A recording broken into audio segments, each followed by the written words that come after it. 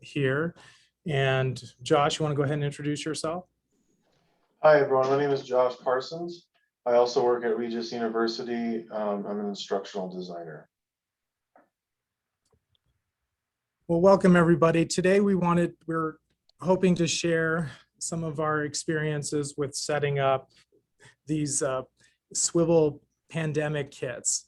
The idea behind these kits was in response to the pandemic. We were hoping to facilitate classrooms at a distance, and we wanted to have a bridge between the in-class students and the students that were learning remotely. And there are a lot of challenges that come along with that, including video and sound. Faculty want to have a way to present their slides and stuff that's on their computer, but they also want to be able to move around their classroom in a more organic way instead of being glued to the front of their screen. And when we were looking at the needs for what we were hoping to achieve, the Swivl seemed like the best solution for this. The Swivl promises to essentially give you a robotic cameraman that can track the users around the classroom or around any sort of space, including if they wanted to talk at the whiteboard, move on to a different move on to their slides, and they can quickly and hopefully seamlessly transition between the two. And it also provides an audio bridge that gives quite an array of microphones for your classroom. So instead of having just one microphone on your computer and needing to rotate your computer to focus in on students, this kit allows the robotic cameraman and the microphones to pick up all the sound that's happening in the room. So that's sort of the idea behind it. Great. We're going to show you a quick video that our institution put together that will give you a visual of what it looks like set up in a classroom. So this classroom right here is part of our physical therapy program. And so Alex, in this short video, is giving a presentation to a bunch of physical therapy faculty on how the Swivl robot actually works. So I'm going to play this.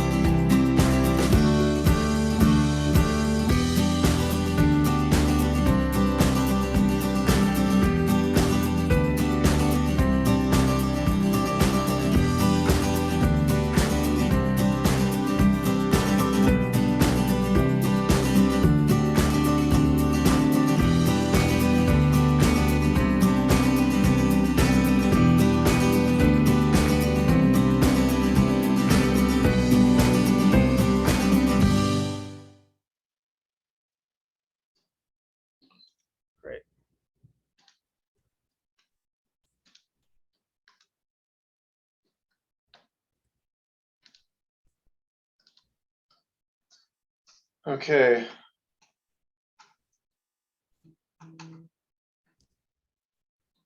So that's the main features of the Swivl are it rotating and following the users, following the presenter, and you can also hand off the remotes to other people, and the robot will follow them around. We have plus Zoom on this slide because our university was already using Zoom for all of its remote learning, synchronous classrooms, and it seemed like it was a good mix to use both of these technologies together. Swivl has a lot of features that integrates with Zoom to make it a little bit easier for the user to connect to their students.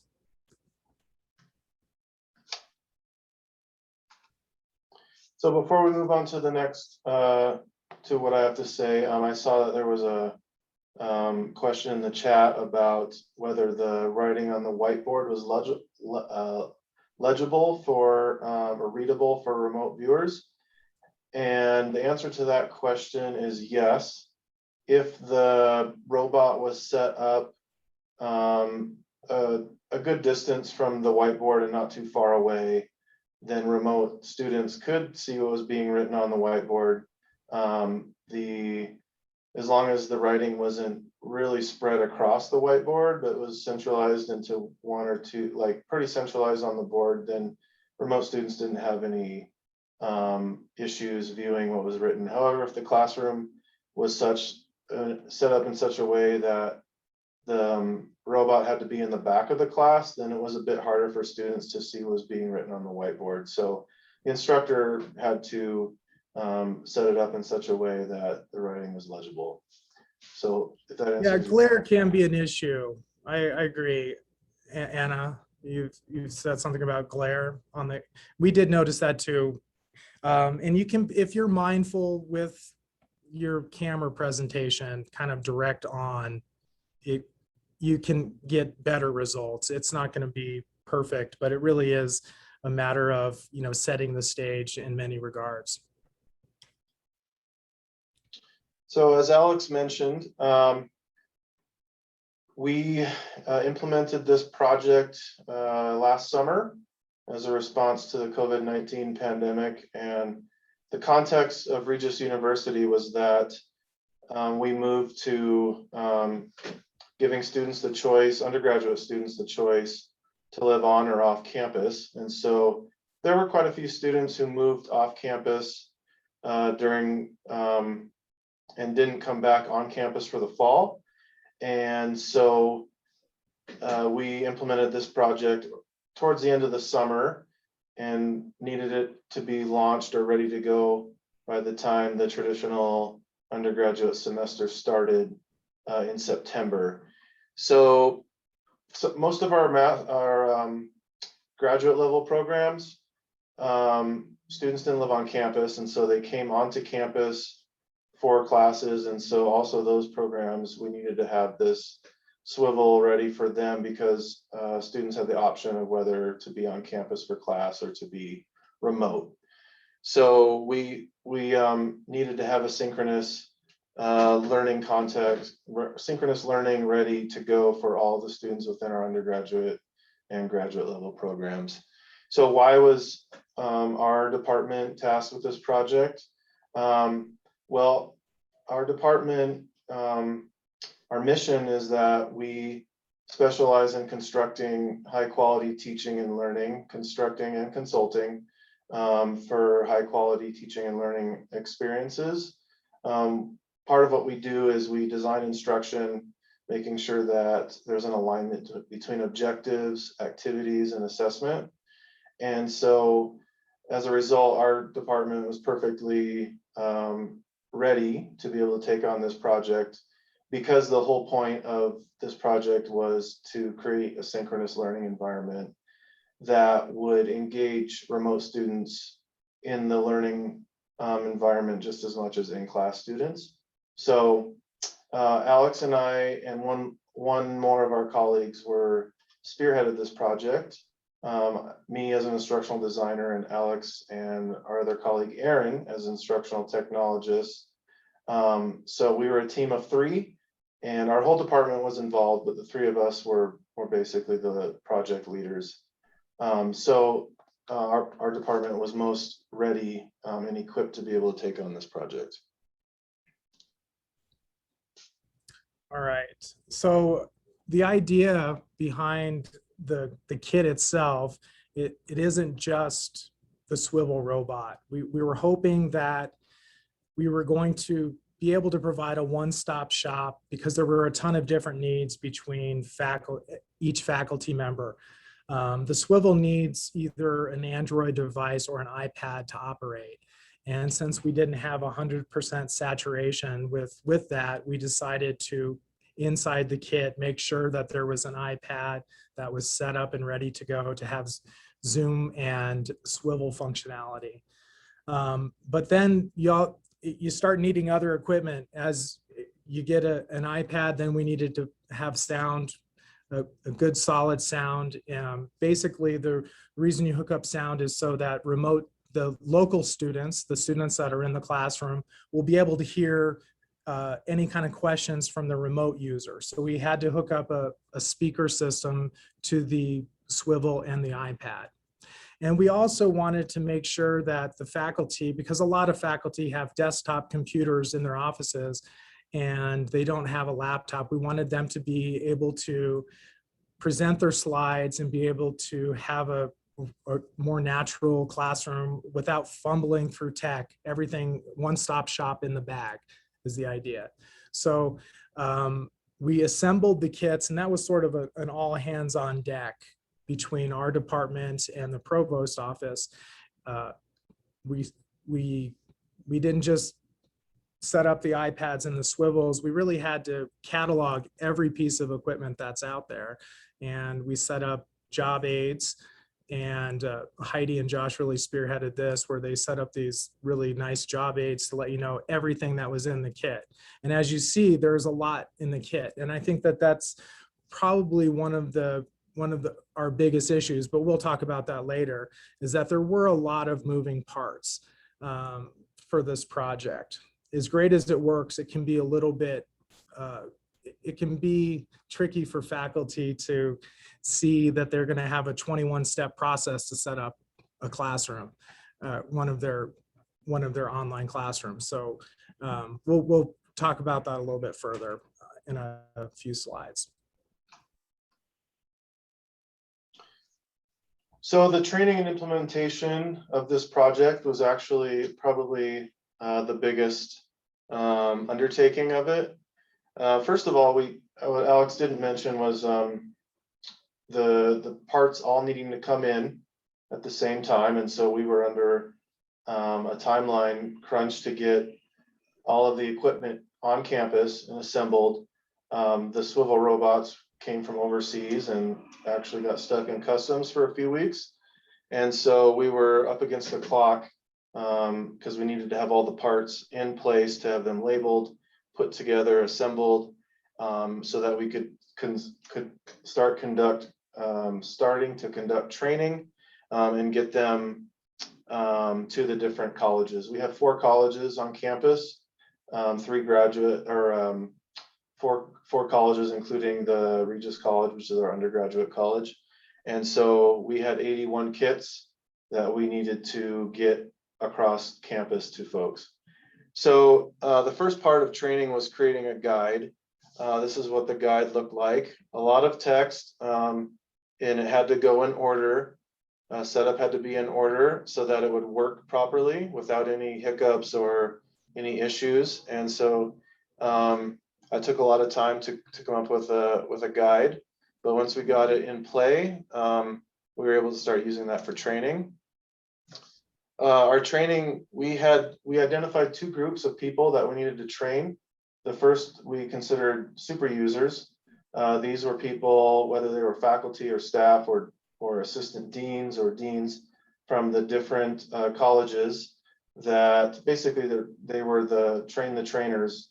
And so we trained them first so that they could take the training to most of their college and train other people. So we had to get them trained up first.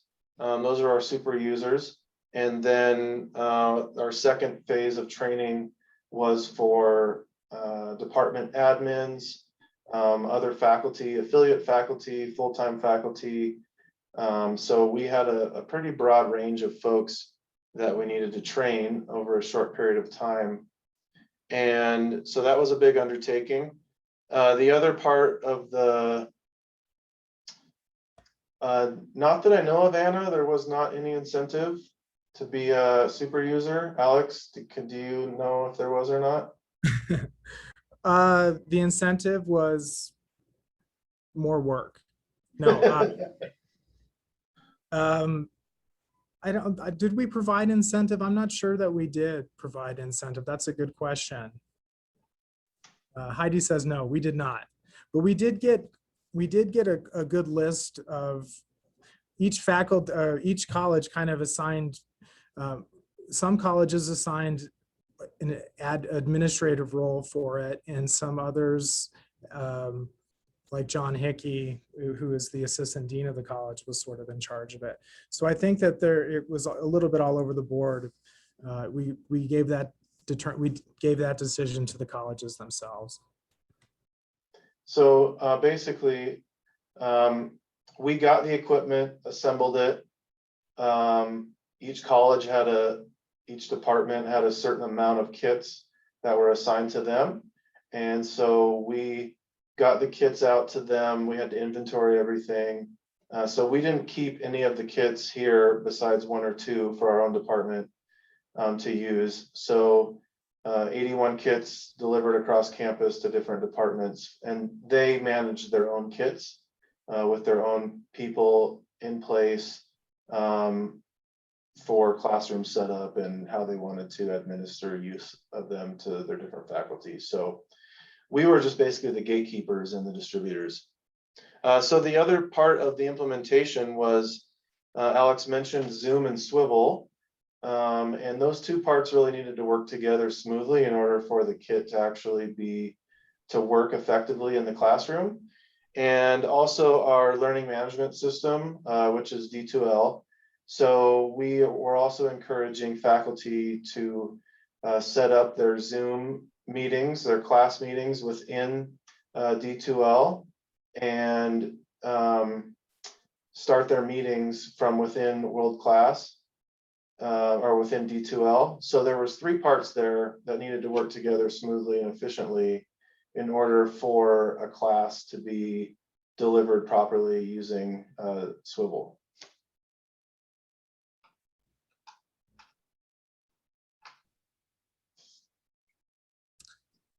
Okay, some of the logistics that we were dealing with, we were a little bit crunched for time. This was sort of, we received directive a little bit midsummer, in the beginning mid-July, and the rollout, the time frame for delivery was fall, so beginning of September. And we had to learn the tool ourselves. So the first few weeks, we're really trying to get up to speed and trying to figure out the best ways to utilize the Swivl in the most problem-free way. Because there are a lot of technical issues as far as a lot of cables to plug in and a certain order with which to plug them in. We wanted to come up with a real streamline. That's what the training was about. Step 1, do this. Step 2, do this. Step 3, 4, 5, and so on. And that was the biggest goal, was just trying to iron out all the kinks in there. And one of the things that we realized was that during this time frame, Swivl's stock, I think, was going up big time. They were probably selling quite a few units, but there were a lot of updates happening to their firmware and their software while we were trying to do training. So a lot of times we thought we were in the clear, and then the next thing you know, the robot was blinking and updating. And some of those software updates really impeded some of our progress as far as trying to get a good system in place. But it did come together for the most part. We did working with other departments, and their needs are, we recognize that there was quite a variance in the type of training that we needed to offer different colleges. Some colleges seemed to be gung-ho, and some users were really gung-ho, and then others felt like they were being pushed into it a little bit, I felt like. But we did find that there were definitely some users that responded very positively and are big proponents of using the software today. So I would say overall that it was a win.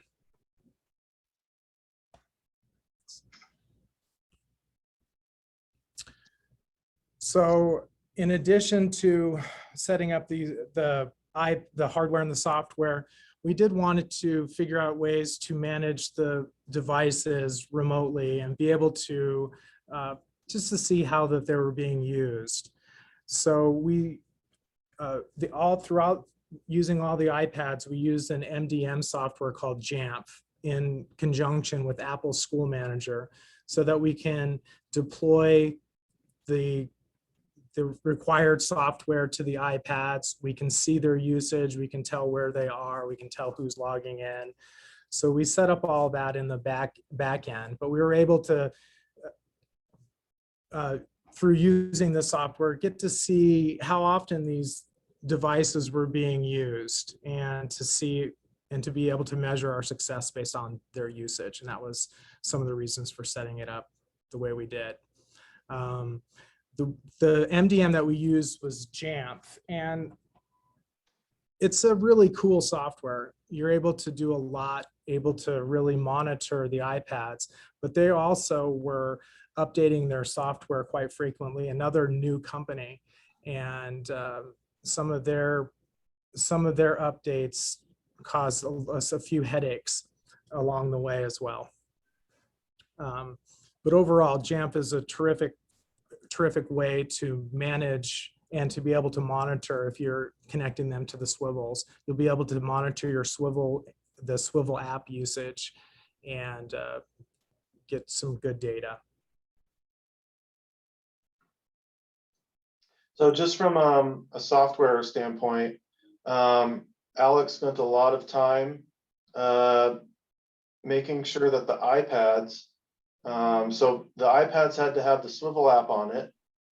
Users had to sign up for Swivl, it was free. We also had to have Zoom on the iPad. So the way that would work is we would launch Swivl from the iPad, the Swivl app, and then from within Swivl, you would launch Zoom and sign into Zoom, and then start your meeting in Zoom on the iPad. And so the Swivl was the camera, and the iPad was the Zoom meeting host area. And so then faculty could join into the Zoom meeting from their laptop if they so chose, so that they could run their Zoom meeting, be able to access their videos, their slides, or whatever from their laptop as a co-host. And so basically the iPad was the host for Zoom, the laptop was the co-host. The faculty member signed in to the meeting from Zoom and then joined the meeting as a co-host from the laptop in Zoom. So there was a fair bit of moving pieces, but it was great because then the faculty could teach the class normally, just moving around, and the tracker that was on, that they hung around their neck, was paired with the Swivl Robot, and what is that called? Marker?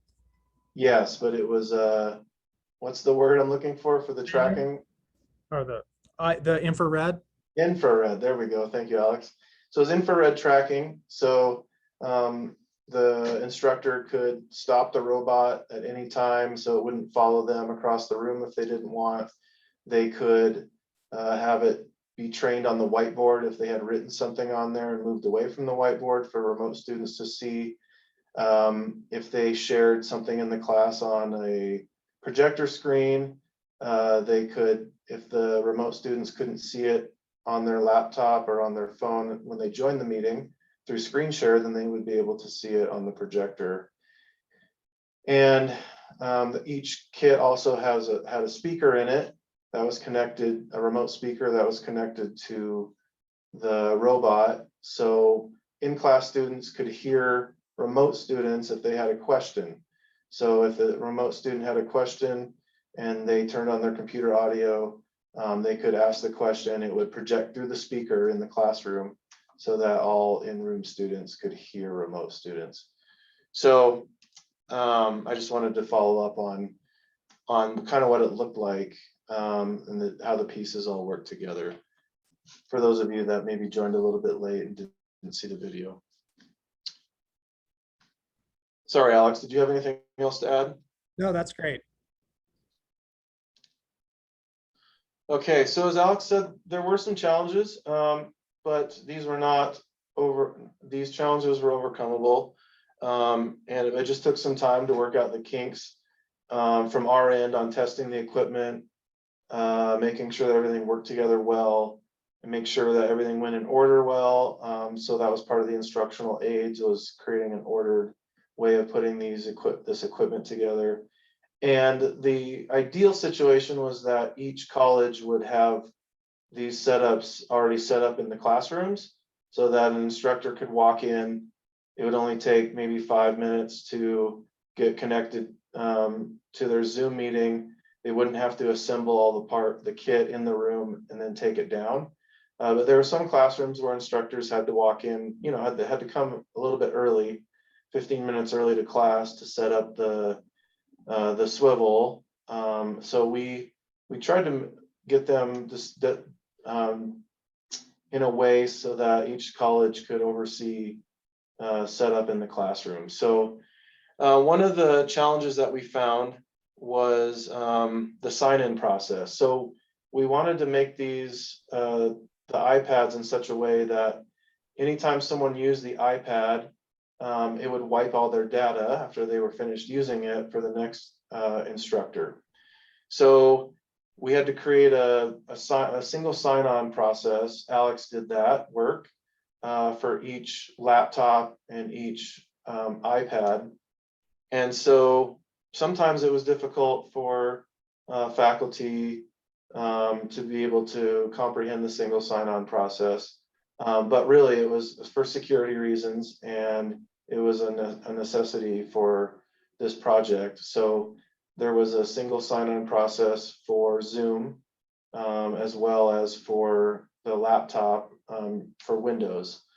And so it made it a little more complex, but the end result was that people's information, their usage of the equipment was wiped clean when they were finished and they logged out, so that the next user, it would be easier for them to use the equipment. Also, we ran into some audio and visual difficulties, and that had to do mainly with Zoom, the interface between Zoom and Swivl, making sure that the speaker didn't cause feedback. If a presenter had joined the lecture as a co-host from their laptop, they needed to make sure that their audio was turned off on the laptop so that there wouldn't be any audio feedback from the portable speaker.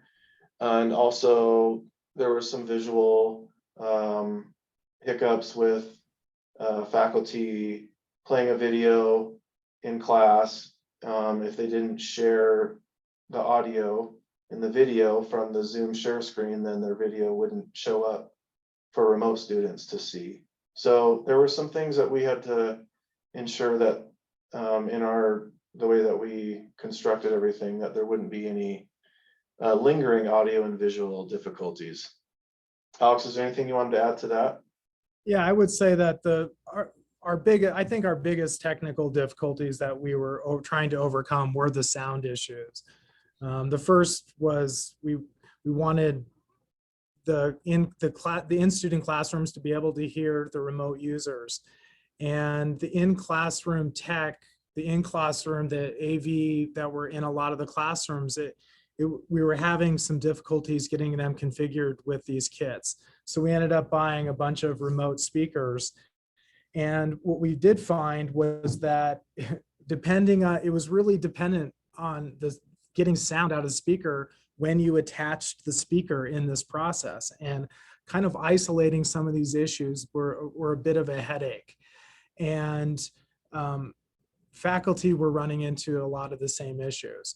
I think once they got into a good system of setting up their kit, that they were able to overcome these issues. But sometimes it was hard to really determine where you kind of screwed up in the process.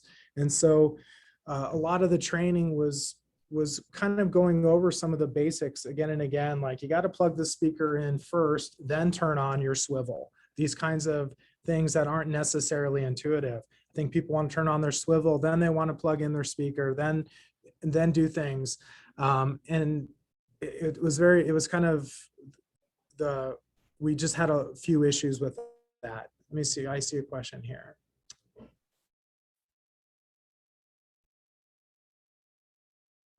Yeah, the USB speaker was an issue. We ended up getting a USB adapter it was a USB adapter that had an audio port that we ended up using just a regular audio cable instead of the USB.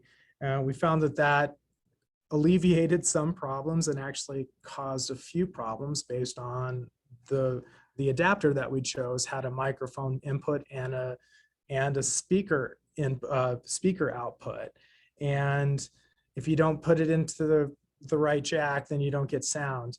And then the speaker itself also came with some usability issues that we realized that the buttons on them weren't intuitive, and faculty, if the speaker wasn't up high enough, they weren't able to hear it. And a lot of times it was just turning up the volume of that speaker ended up solving the problems. But those were some of the trying to work out those kinks and a good support model to be able to answer faculty's questions on these support problems. And the other biggest issue was the idea that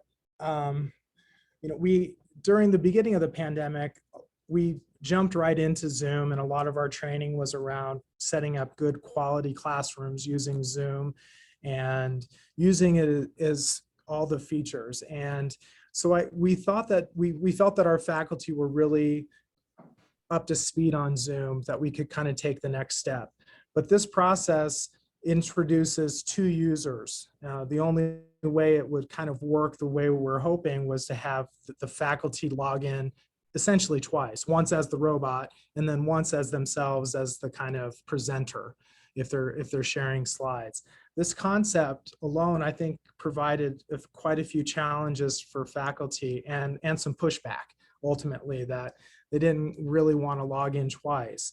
But if they were presenting just from the iPad and the Swivl, they couldn't really see their slides very well and control the meeting. It was great because it followed them around the classroom, but then changing slides and presenting all of that information was trickier. If they wanted to share a website, it was much trickier from the robot than it was from their laptop. And that's the main reason why we decided on this this kind of hybrid of using the PC, the iPad together.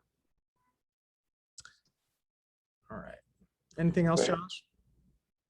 Yeah, I was, so basically, in the training, we had to come up with some language that would make it understandable for folks to understand the relationship between Swivl, the iPad, and the laptop, whether it was the laptop we had in the kit or they use their own laptop.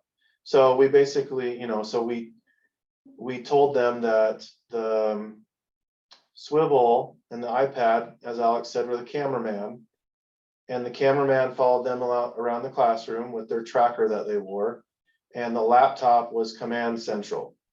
So they could run their Zoom meetings from their laptop for in-room students and remote students, whether that be PowerPoint presentations, videos, things like that.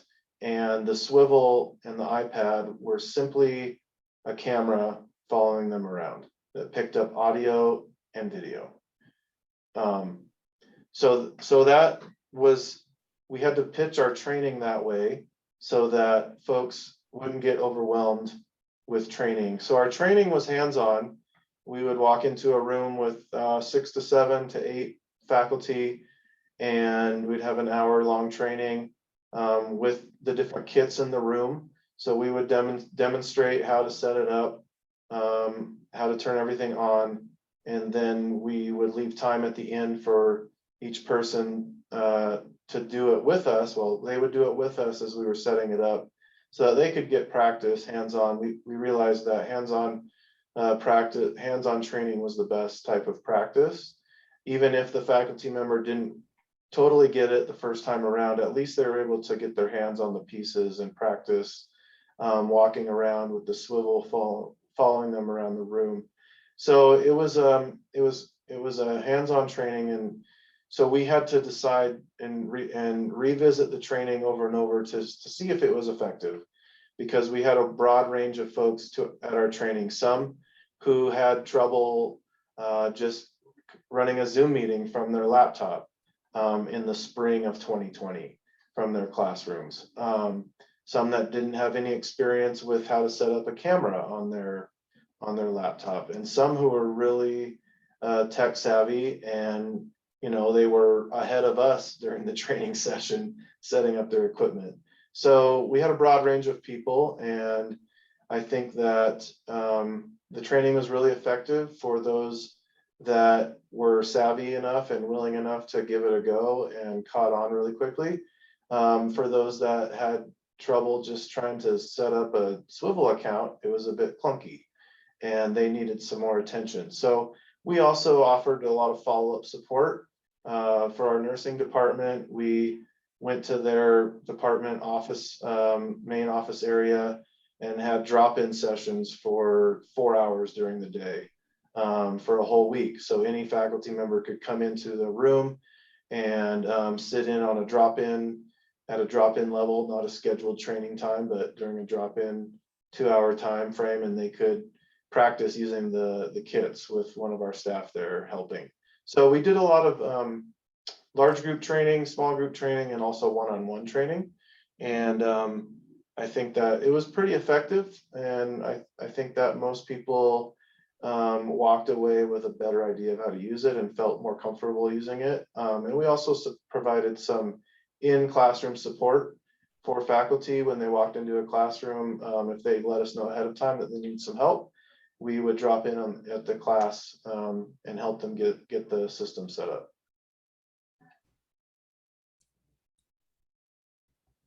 Alex, do you want to comment on equipment and blended learning?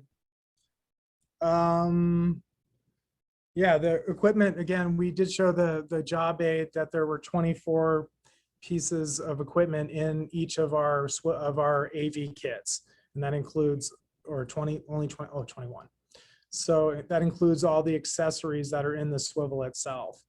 One thing to note is that the model that we had, that we were rolling out, it really needs the conscientiousness of the user to kind of put the kit away in a fairly organized way, because there are so many pieces of equipment.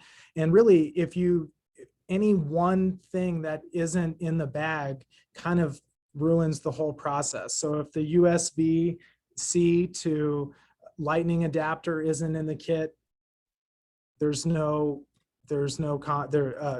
chance to use this. If the audio cable isn't in the bag, it won't work. If the adapter isn't there, it's not going to work.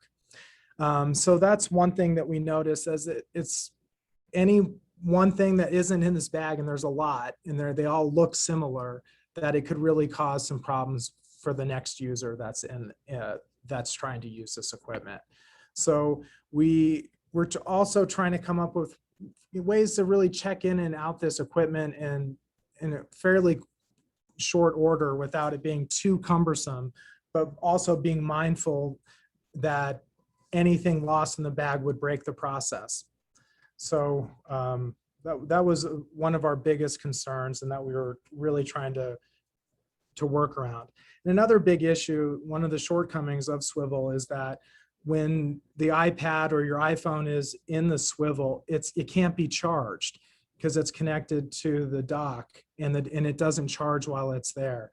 So the Swivl unit has a few hours of battery life, and the iPad has a few hours of battery life. But we were really trying to train the users on being mindful of the next user of that kit to get it charged at least 50%, so that someone can have a full classroom without looking at the draining, the batteries constantly being drained. And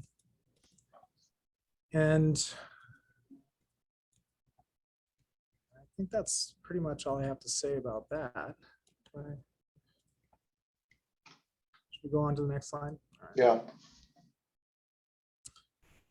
All right. Well, the lessons learned. I think we learned that it's some pretty cool technology.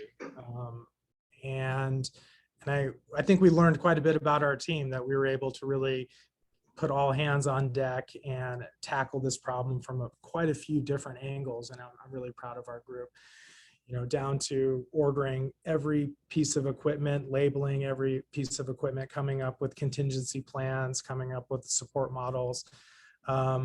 So I think it gave our team a lot of confidence in an area that we didn't have. We were particularly course builders, and we've supported software mostly, and we haven't really ventured out into this area before. So I think as far as lessons learned, I think we learned a ton.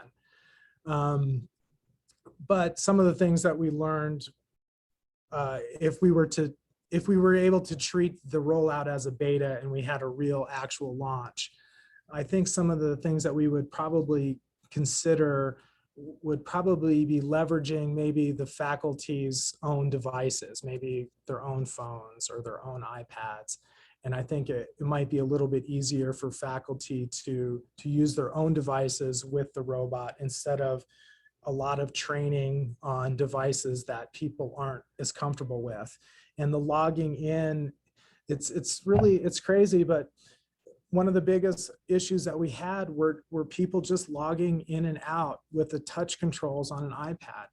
And it seems silly, but once it's in the dock, it made it a little tricky to log in. Just the way to interface with the device caused headaches by quite a few different faculty, including myself. So we would probably come up with a little bit more usability, better usability as far as the connections themselves. And I think one of the things that we probably ordered a few too many robots. I think that the need for the university was probably fewer than what we ended up buying.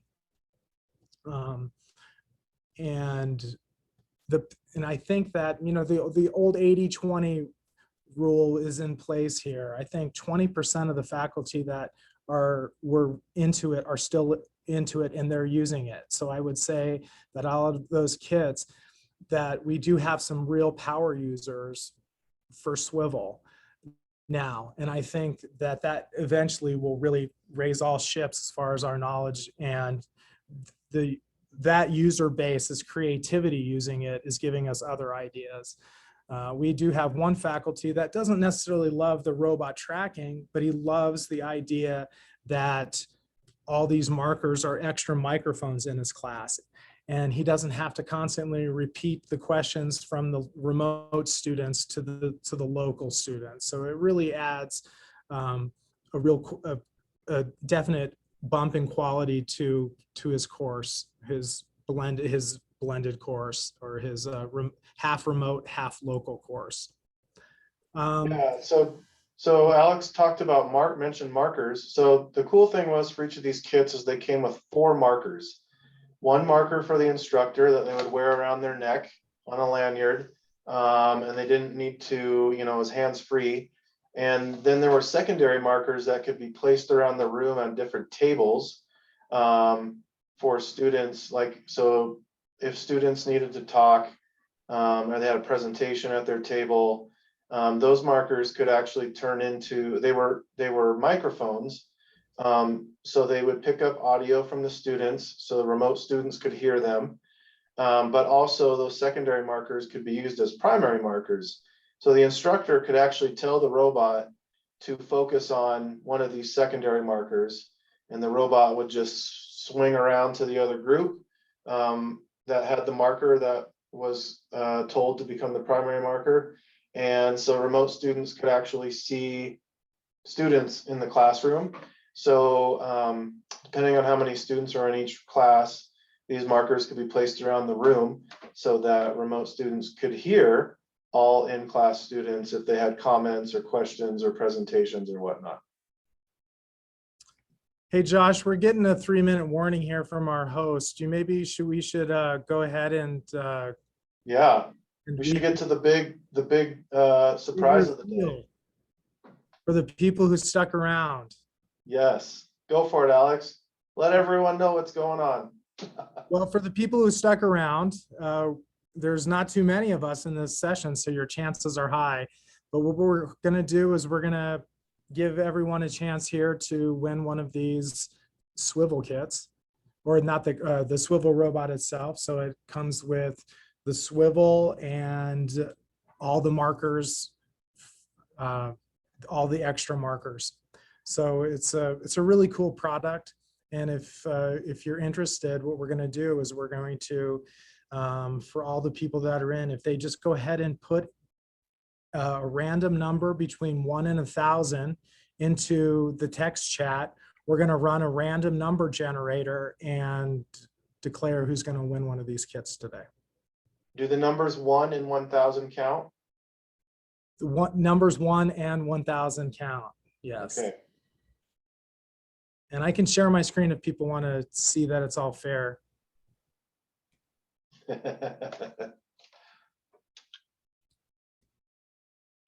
Yes, you can do that, Alex. I'll stop sharing my screen. I'll share my screen.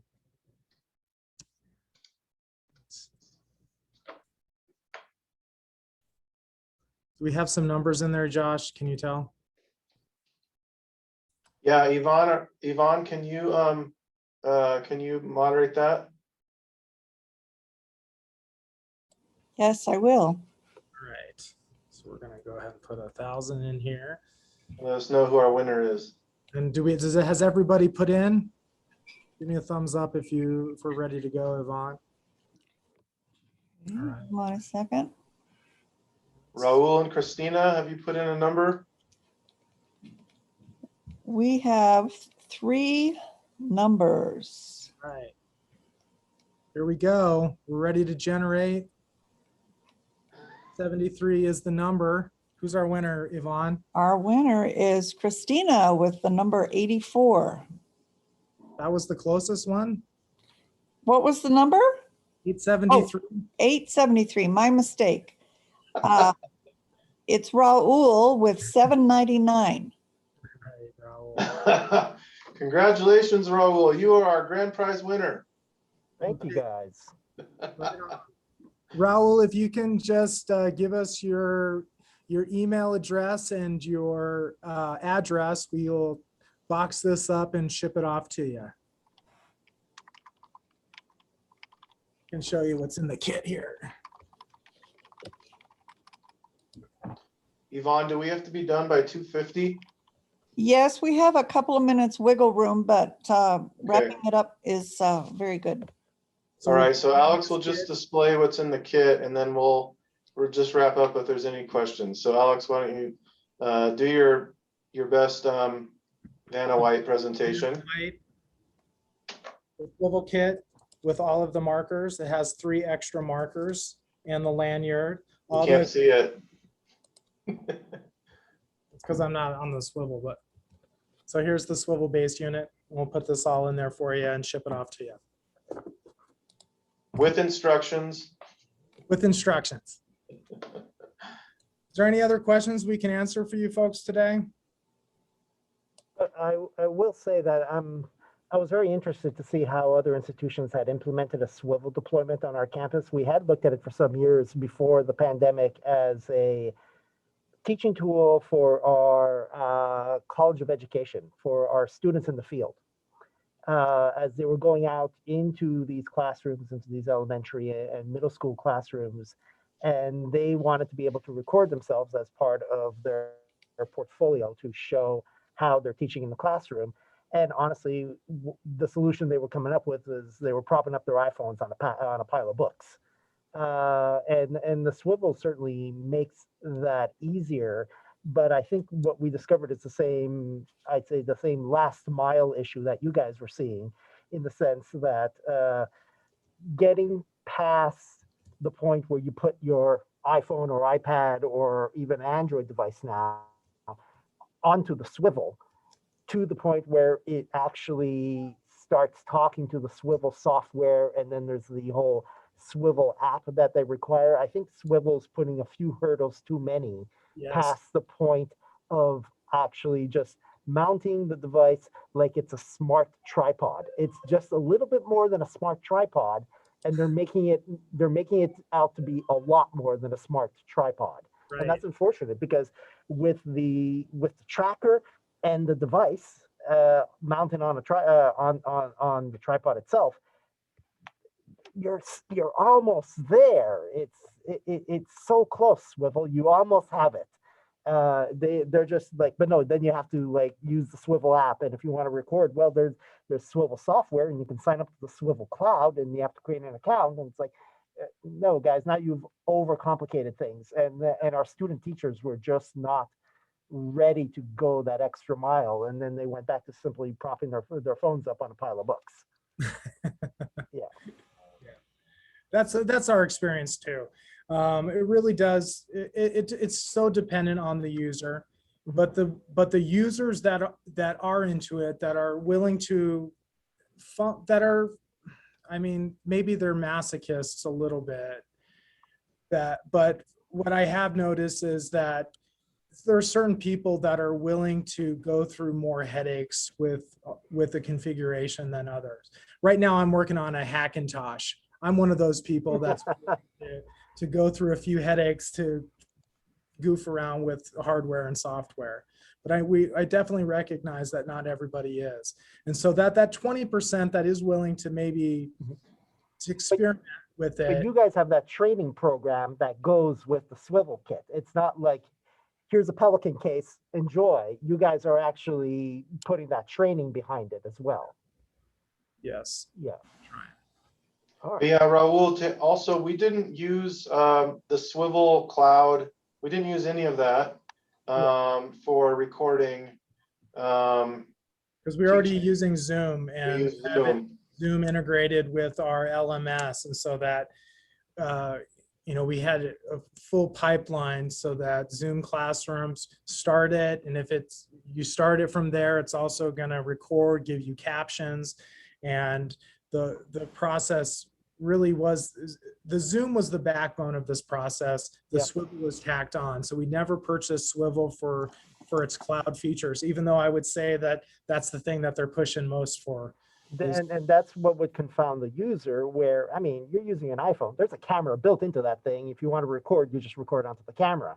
But the moment you start using the Swivl software, it starts telling you about register and sign up for Zoom, for Swivl Cloud, and people start wondering, do I need to be using that to do recordings? And it's like, really, you don't. All right. I think they're going to kick us out. Did you guys get my email address there in the chat? Yes, we did. Thank you very much, Raul. All right. Oh, okay. All right. Thank you all. I'm going to stop recording.